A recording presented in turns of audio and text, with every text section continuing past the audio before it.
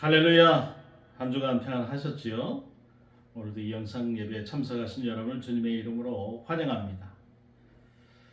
6월도 이제 마지막 주일입니다. 1년의 이제 절반이 지나가고 있습니다. 여러분들께서는 올 한 해 여러분들이 원하고 바라고 기도한 그 기도의 제목들이 이 상반기 가운데 다 이루어졌는지 모르겠습니다. 그렇다면 만약에 이루어졌다면 그것은 하나님의 은혜요 또 하나님의 능력인 줄 믿습니다. 자, 그래서 오늘 여태까지 우리가 마가복음을 살펴보고 있었는데 오늘은 사도행전 24장 24절에서 25장 12절까지의 말씀으로 섭리와 선택이라는 제목으로 여러분과 은혜를 나누고자 합니다. 자, 오늘 말씀은 이제 로마로 향한 그 하나님의 섭리가 마지막에 사도 바울이 가이사에게 상성을 선택함으로 인해서 바울의 선택으로 로마를 향한 여정이 시작됨을 말해주고 있어요. 그러나 사실 사도 바울에게는 암살이 아니면 가이사에게 상소밖에는 다른 선택이 없었습니다. 로마를 향한 하나님의 섭리가 이렇게 완성되어 가고 있는 것이죠. 오늘 말씀은 벨릭스의 편결로 시작이 됩니다. 그런데 이 벨릭스가 천부장 루시아가 내려오거든 처결하리라 이렇게 연기를 하고 많은 자유를 주었어요. 이 말은 사실 벨릭스가 보기에 바울이 범죄자로 취급될 만한 죄를 범한 것이 없다고 생각한 거예요. 그런데 무슨 이유 때문인지 벨릭스는 바울을 놓아주지 않습니다. 그리고 재판을 자꾸 연기해요. 사실상 이 27절에 의하면 유대인의 마음을 얻고자 해서 바울을 구해 두었다. 그렇게 말하고 있는데, 그러니까 자신도 무죄라는 것을 마음으로는 알고 있으면서 천부장이 오면 다시 재판하겠다고 말하는 것은 다분히 정치적인 목적이 개입되었을 가능성이 크다. 그런 얘기죠. 그런데 그 앞에 어떤 말이 있습니까? 벨릭스가 이 도에 관한 것을 더 자세히 아는 고로라는 말씀이 있어요. 바울은 유대 총독이 되기 전에 사마리아 총독이었어요. 그리고 유대 총독이 된 지 벌써 몇 년이 되었습니다. 그의 아내 두루실라가 유대 분봉왕 헤롯의 딸입니다. 이러저러한 정황들이 이 벨릭스로 하여금 하나님과 예수 그리스도에 대해서 들을 기회를 이미 제공했다는 거예요. 그러나 그것만이 아니죠. 벨릭스는 주변적인 그 정황에 대해서도 잘 알고 있었어요. 왜 이런 문제가 생기는지, 누가 문제이고 사태가 어디까지 와 있는지 잘 안다는 말이에요. 그래서 더 들을 필요도 없습니다. 그런데 24절에 수일 후에 벨릭스가 그 안에 두루실라와 함께 말씀을 들으러 왔다는 거예요. 벨릭스는 그 놀라운 전도자 열정의 사도 바울에게 직접 이제 말씀을 들을 기회를 가진 거예요. 더구나 그들 부부만 말씀을 들었어요. 여러분 소위 요새 말하는 1:1 양육을 받은 겁니다. 이 사람들이 얼마나 축복받은 사람들입니까? 그들의 인생에 있어서 얼마나 복된 순간을 맞이하고 있냐 이 말이죠. 바울은 오직 그들만을 위해서 설교를 준비하고 있는 것입니다. 바울은 그들에게 다른 곳에서 한 것처럼 부활과 예수 그리스도를 먼저 증거하지 않아요. 본문 25절에 뭐라고 말씀합니까? 바울이 의와 절제와 장차 오는 심판을 강론하니 그랬어요. 이게 무슨 말이냐? 바울도 벨릭스가 어떤 인물인지 잘 알고 이 사람의 성향이 뭔지도 잘 안다는 말이에요. 그래서 일반적인 방법으로는 접근하는 것이 별 소용이 없다는 것을 알고서는 그 상황에서 시작하는 거예요. 벨릭스가 얼마나 윤리적으로 문제가 많고 욕심이 많은 걸 알았기 때문에 의와 절제에 관해서 이야기하는 것입니다. 욕심 나는 대로 취하고 불법과 약탈을 일삼았던 사람에게 의에 대해서 그리고 절제하는 삶에 관해서 이야기를 해주고 있는 거죠. 자, 이것은 참으로 많은 용기가 필요한 일입니다. 어떻게 보면 무모해 보이기까지 한 말씀 증거예요. 그런데 바울은 죄인의 몸으로 있으면서도 우애나 타협의 방법이 아닌 직접적으로 그들의 죄 문제를 거론하는 거죠. 그러면서 이제 장차 올 그 심판에 관해서 얘기해요. 하나님을 두려워할 줄 알아야 한다는 거죠. 이 세상도 영원하지 않고 당신의 인생도 영원한 것이 아니다라는 거죠. 그러니 의와 절제를 배우라는 것인데 하나님의 준엄한 심판이 만약에 그렇게 하지 않으면 있을 것이다. 그러니까 어떤 반응을 보입니까? 두려워했다라는 거예요. 사실 이런 사람들일수록 더 많은 두려움을 가지고 있게 마련입니다. 여러분 미신 믿는 사람들도 마찬가지예요. 자기가 두려움이 많기 때문에 미신을 믿는 거예요. 사실 벨릭스는 얼마나 많은 사람들에게 원망을 살 만한 사람입니까? 그러니까 두려워하죠. 자기 민족을 로마에 팔아먹는 사람인데요.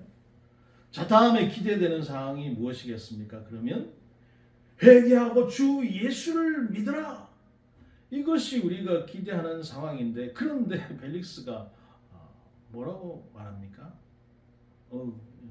지금은 가고 내가 틈이 있으면 다시 너를 부를게. 그러니까 자기 마음속에 울려 나오는 그 양심의 소리를 뭉개버린 거예요. 회개의 기회를 차버렸어요.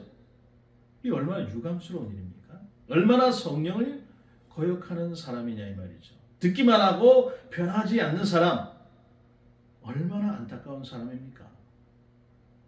우리도 마찬가지입니다. 말씀을 그렇게 많이 들어도 변화를 보이지 않는 사람들이 너무나 많다는 거죠. 자, 오늘 본문에 이 벨릭스가 이렇게밖에 행동할 수 없는 두 가지 이유가 기록이 되어 있어요. 자, 그 첫 번째는 바로 이 아내 때문입니다. 24절에 보면 벨릭스가 아내 두루실라와 함께 말씀을 듣기 위해서 왔다 이렇게 기록되고 있는데 이 상황이 쉽게 여러분 이해가 가십니까? 벨릭스라는 사람은 불악무식한 사람입니다. 잔인한 사람이에요. 욕심이 많은 사람이에요. 그런 그가 말씀을 들으러 자발적으로 나왔다? 이것은 참으로 이상한 일이죠. 그리고 벨릭스는 아내가 셋이었는데 그 가운데 두루실라만 데리고 나왔어요. 더구나 두루실라는 유대인입니다. 여기에 문제가 있어요. 두루실라는 헤롯 아그리빠의 딸이에요. 우리는 이미 이 결혼이 정략 결혼인 것을 성경을 통해서 알고 있어요. 그러나 벨릭스가 두루실라를 아내로 취했던 것은 정략적인 의미만은 아니에요. 두루실라는 아주 절세 미인이었다는 겁니다. 그래서 겨우 15세에 팔레스타인 북방 하마드 지방의 미남 왕 아지투스의 아내가 됐어요.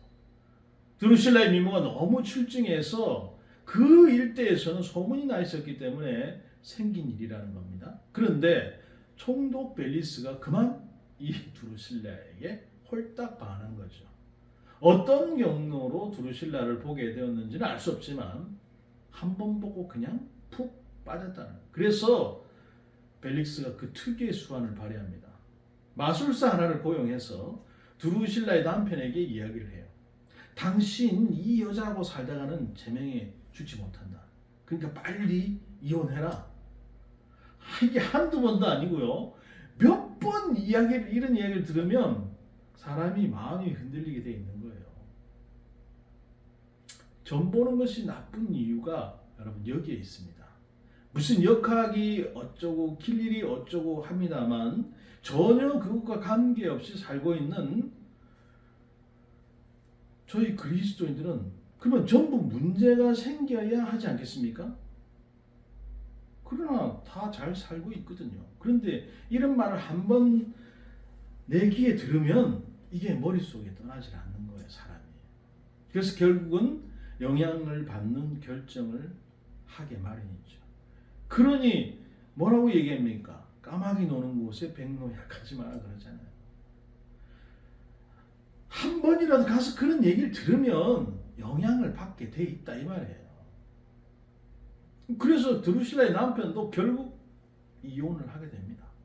그러자 벨릭스는 두루실라를 아내로 취해요. 그런데 이때 벨릭스의 나이가 60이고요. 두루실라 나이가 18이었어요. 낭낭 18세.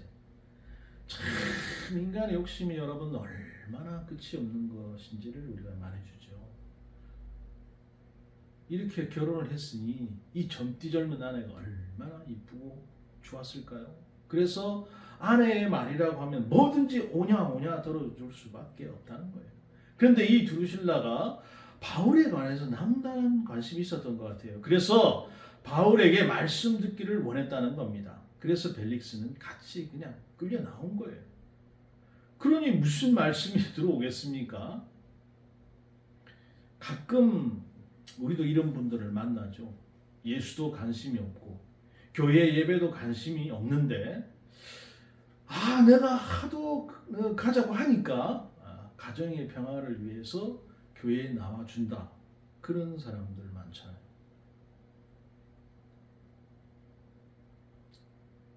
가정의 평화를 위해서 교회에 나와준다.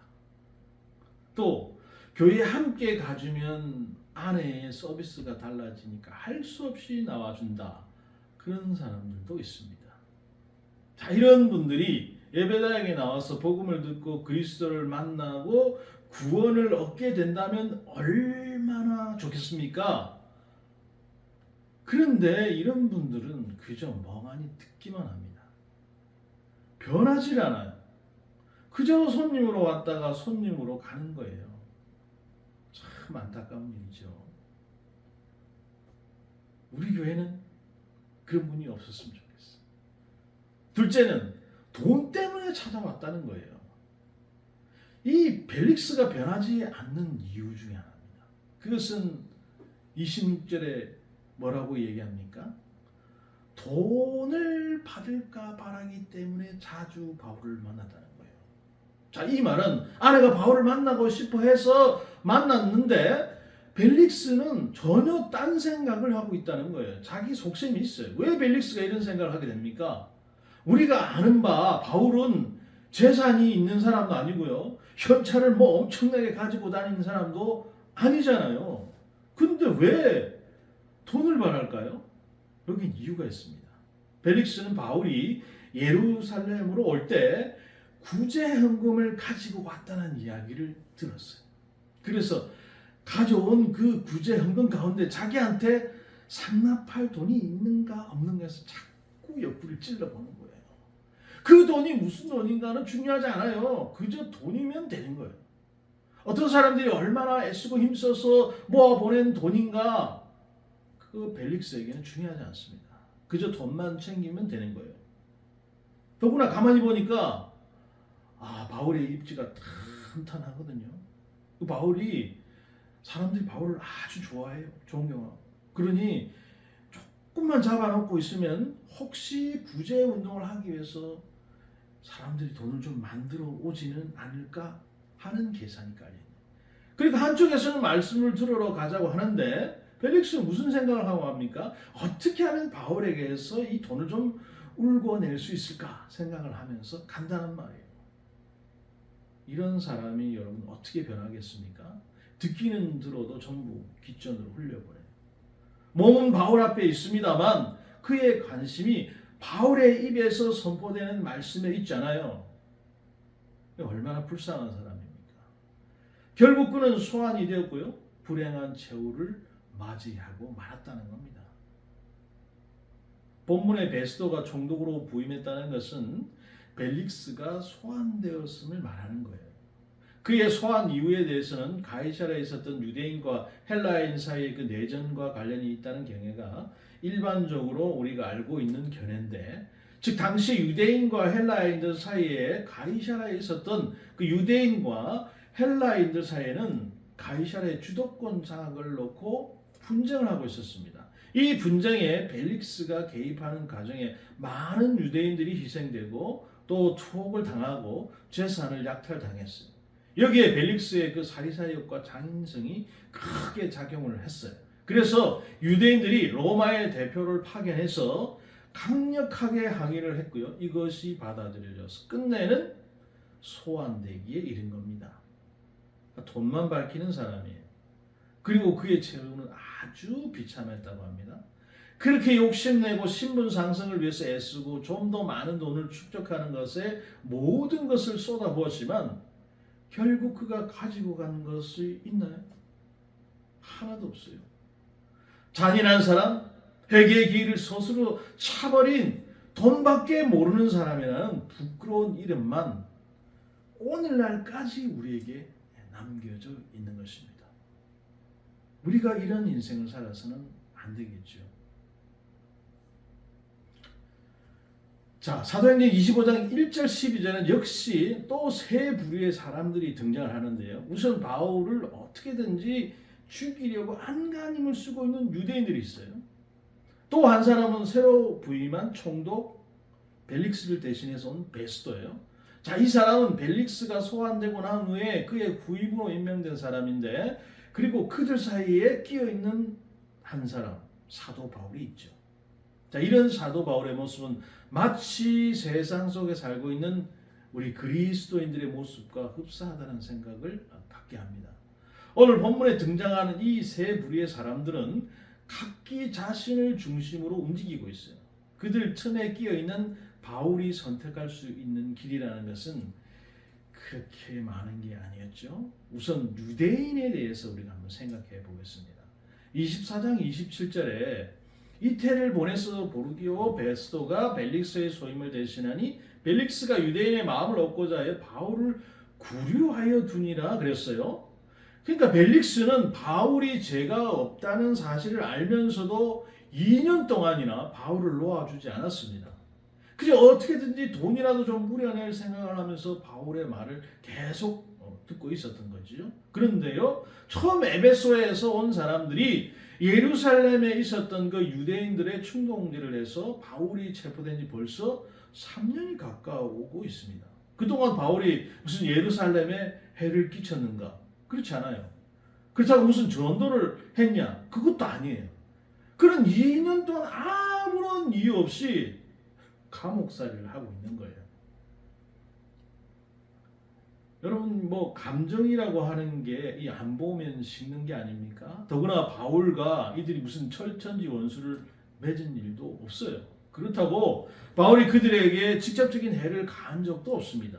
그런데 이 사람들은 무슨 감정이 그렇게 많고 눌린 게 많아서 베스도가 새로 부임해 오자마자 바울을 죽일 궁리를 하는 것일까요? 이들의 이런 에너지는 도대체 어디서 비롯된 것일까? 인간은 악한 일에 더욱 힘이 나는 존재들이 아닌가, 그런 생각이 들기도 합니다. 자, 2절에 보니까 대제사장들 유대인 중 높은 사람들이 바울을 고소할세 그랬어요. 역사가 요세푸스의 기록에 의하면 이때 대제사장은 파비의 아들 이스마엘이었습니다. 헤롯 아그리파 2세가 벨릭스 통치 말기에 이스마엘이 아나니아의 대제사장직을 계승하게 하였기 때문인데, 원래 대제사장은 한 명이고 종신직이잖아요. 또 자손에게 계승이 되는 직분이에요. 그러나 로마의 지배를 받게 되면서부터는 권력자들에 의해서 자주 그 대제사장직도 바뀝니다. 그렇지만 전직 대제사장들도 같은 명칭으로 불리었고 그 위치가 존중이 됐어요. 그래서 대제사장들이다 이렇게 부른 건데, 그리고 높은 사람들이 아마 이 사내들인 공의회에서 높은 자리를 차지하고 있는 사람들께 분명합니다. 그런데 처음 바울을 잡아서 죽이고자 했던 사람들은 에베소에서 온 유대인들이에요.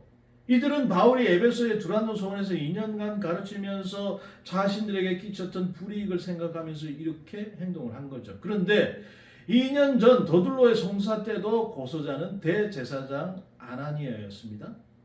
그리고 2년이 지난 지금 다시 고소하는 사람들은 역시 대제사장들과 종교 지도자들이에요. 왜 이렇게 상황이 바뀌고 고소의 주체가 지도자들로 바뀌게 된 것일까요? 왜? 무엇이 이들을 이렇게 집요하게 행동하게 만드냐는 거예요. 보통 신임 총독이 부임하게 되면 가나안 지방의 그 유력자들의 환심을 사야지만이 정치 행보가 쉬워집니다. 이것은 지금도 변하지 않는 세상의 모습이죠.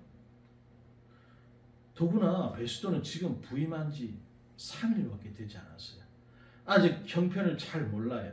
이런 정황들을 10분 활용하기 위해서 소위 지도자들이라고 하는 사람들이 모여서 압력을 행사하는 거죠. 만약 베스도가 자신들의 그 압력을 받아들여서 바울을 재판하기 위해서 호송에 온다면 그때 암살자들을 보내서 사도 바울을 죽이겠다라는 계획을 세우는 거예요. 자, 우리가 이 살펴본 바에 의하면 바울이 이렇게 죽어야 할 만한 일을 했습니까? 그런데 이 사람들은 왜 이렇게 바울을 죽이기 위해서 많은 시간과 정력을 소모하면서 움직이고 있는 걸까요? 무엇이 이들을 이렇게 집요하게 수단과 방법을 가리지 않고 행동하게 만들었냐는 거예요. 더구나 가장 질서를 잘 지키고 모든 윤리적인 삶의 본이 되어야 할 종교 지도자들이 불법과 부정과 탈법을 밥 먹듯이 범하면서 말이죠. 이들의 이런 삶은 누구의 강요에 의한 것이 아닙니다. 스스로 삶을 선택한 거죠. 하나님이 이들을 이렇게 만들었습니까? 아니에요. 그러면 환경이 그렇게 만들었습니까? 예, 환경이 영향을 주었을 수 있어요. 그러나 이들이 이런 삶을 살게 된 것은 결단코 이 사람들의 선택이었습니다. 그 선택으로 이들은 무고한 사람을 죽이기 위해서 몇 년 동안 그것도 대를 물려가면서 물질과 에너지를 쓰고 있는 거예요. 잘못된 선택의 삶이죠.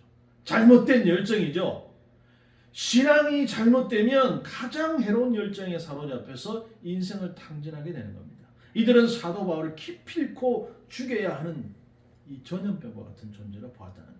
그만큼 치명적인 영향력을 가진 인물로 분류한 거예요. 그래서 어떻게든지 간에 죽여야 된다고 판단한 겁니다. 자, 이제 베스도 총독을 봐야 되겠죠. 이 사람은 어떤 사람인가? 이 사람 벨릭스의 후임으로 온 사람이죠. 이 사람에 대해서는 별로 알려진 자료가 많지는 않습니다만 다만 이 사람이 벨릭스의 후임으로 선택될 만큼 정직하고 원칙에 충실한 사람이었다는 것은 압니다.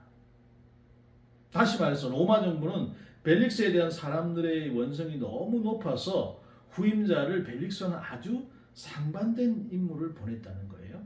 이것은 그가 부임한 지 사흘 만에 예루살렘에 온 사실만으로도 잘 드러납니다. 도착한 날 예루살렘으로 온 날을 빼면 그저 하루 쉬고 급히 지금 이 문제를 해결하러 온 거예요. 이것은 그냥 그의 성품이 그만큼 성실하다는 거죠. 그러나 이 사실 또한 이 지역의 유지들과 또 친밀감을 조성하는 것은 정치적으로 중요한 일이기도 한 것을 우리에게 보여주는 거예요.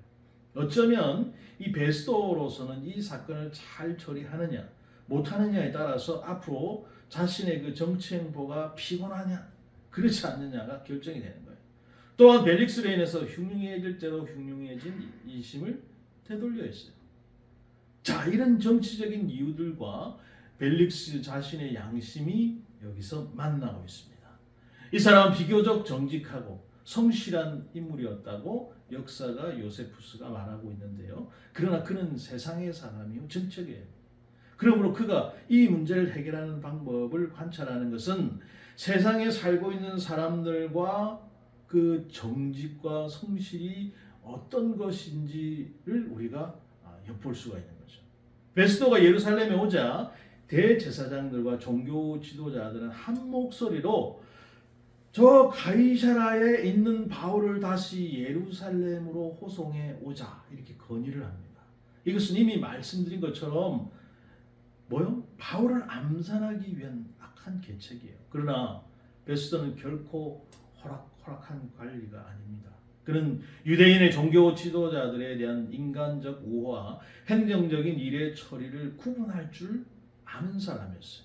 그러니까 공과 사 구분을 할 줄 안다 이 말이에요. 어쩌면 전임자인 벨릭스가 베스도에게 바울 사건에 대한 개요를 알려줄 수도 있었겠죠. 어쨌든 그는 두 가지 이유를 들어서 이 종교 지도자들의 요청을 정중히 거절합니다. 그 첫 번째는 바울이 가이사라에 구금되어 있는 만큼 그가 도주할 염려가 없다는 것이고요. 둘째는 베스도 자신이 곧 가이사라로 떠날 것이기 때문에 내가 거기 갈 텐데 굳이 바울을 불러드릴 필요가 없다는 거예요.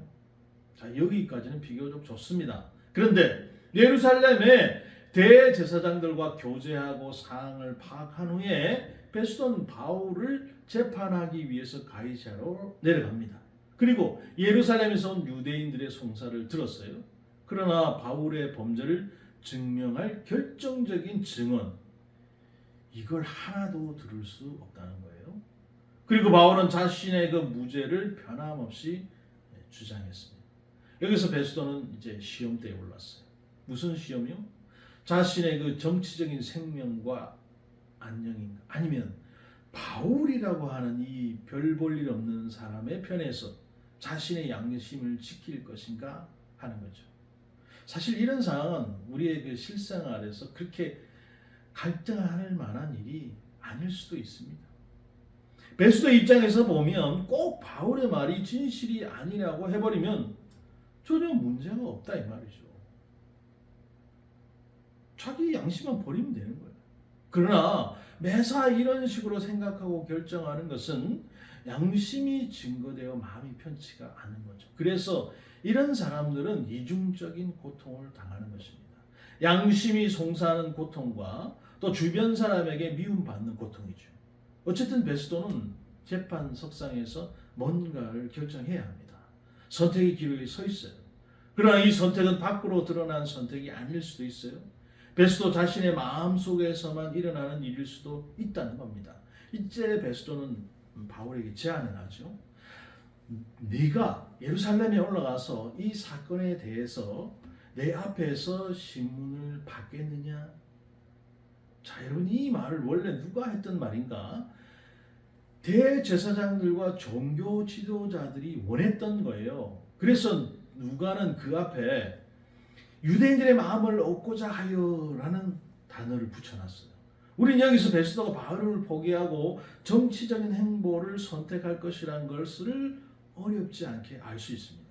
베스도는 비교적 정직하고 양심적인 사람이라고 말씀드렸습니다. 그러나 모험을 감행하면서까지 바울의 편에, 아니 정확히 진실의 편에 설 만한 사람은 아니었던 거예요.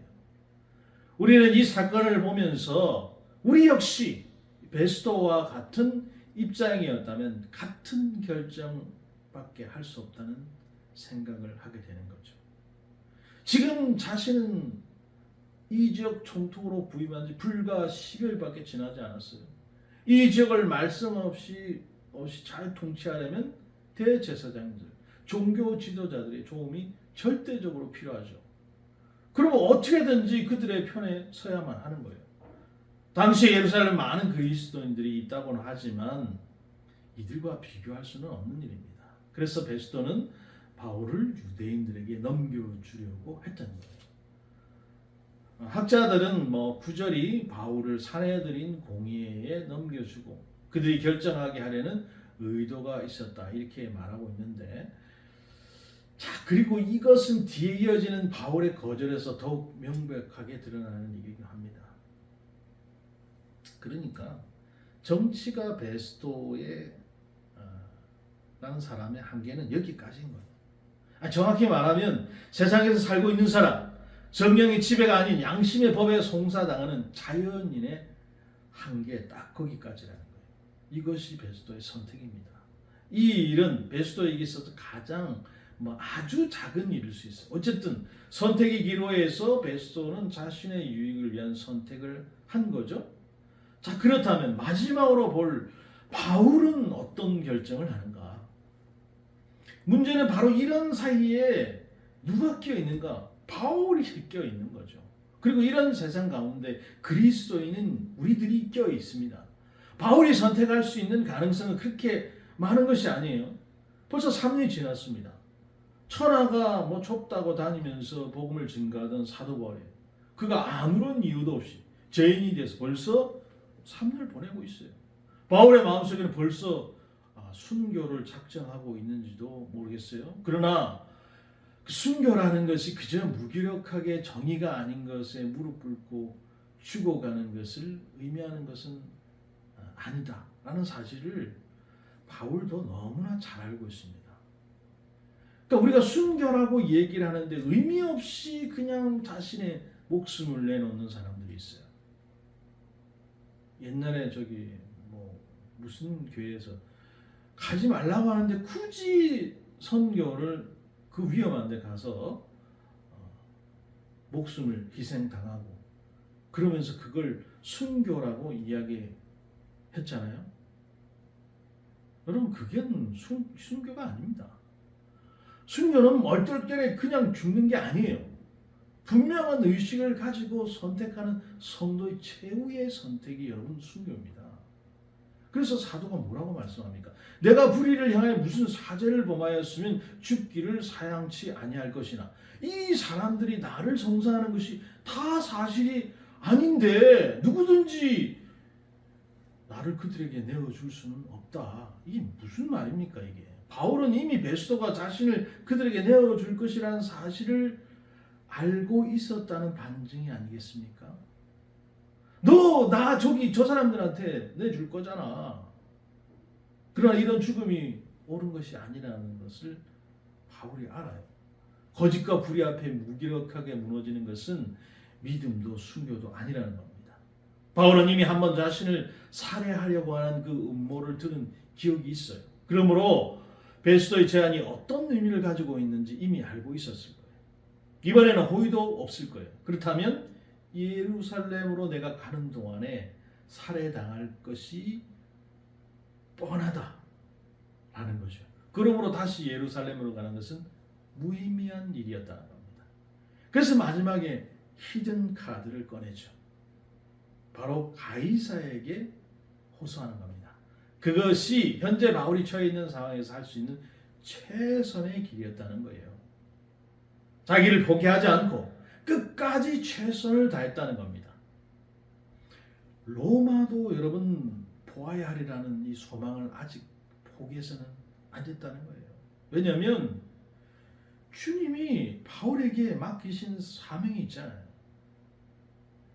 그러므로 아직 소망에 관한 이유를 포기할 이유가 없다는 거죠.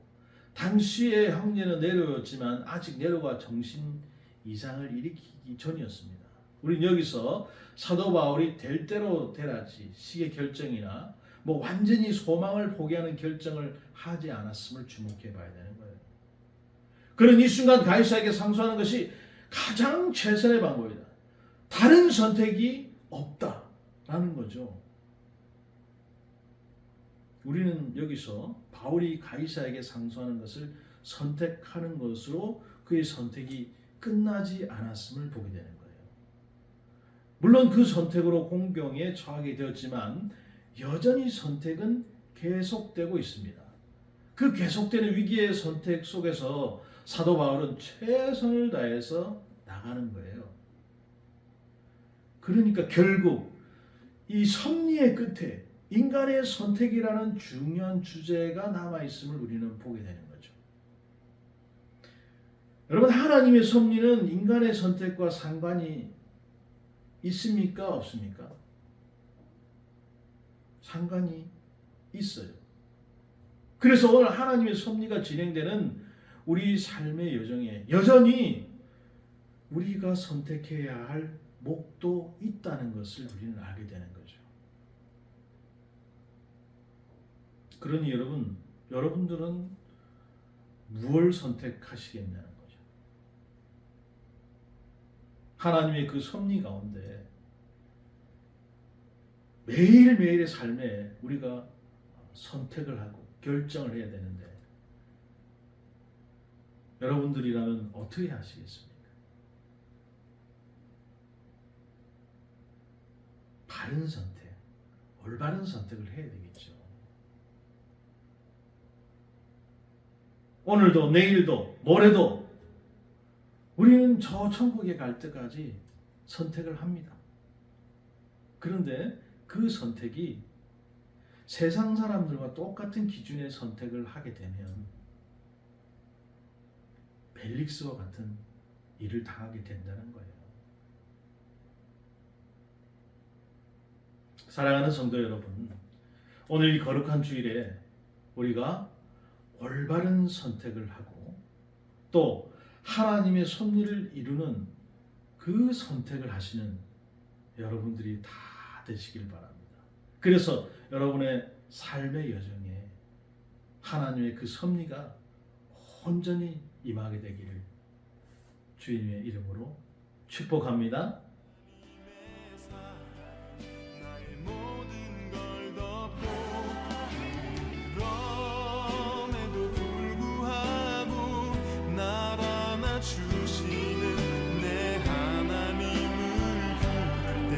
아버지라 부르죠. 그럼에도 불구하고 날 사랑하시는 내 하나님의 사랑은 나의 모든 걸 덮고, 그럼에도 불구하고 날 안아주시는 내 하나님을 부를 때 아버지라 부르죠.